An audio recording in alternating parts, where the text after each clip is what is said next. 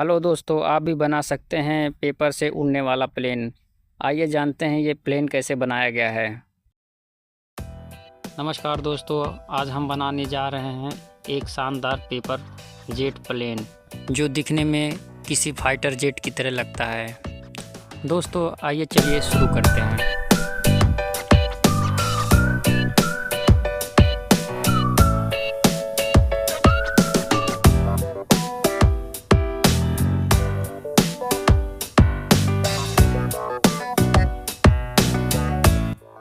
दोस्तों वीडियो में इसी तरीके से बने रहिए ताकि आपको स्टेप बाय स्टेप सारी जानकारी मिले।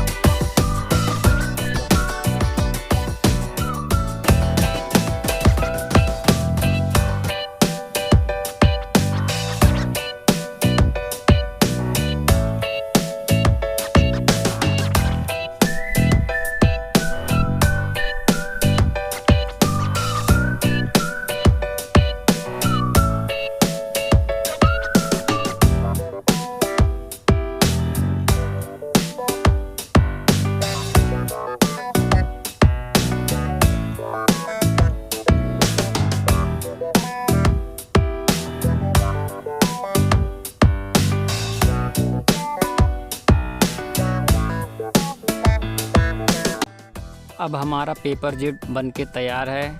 अगर आपको ये पेपर जेट पसंद आया है तो कमेंट में ज़रूर बताएं और लाइक एंड सब्सक्राइब करना ना भूलें दोस्तों।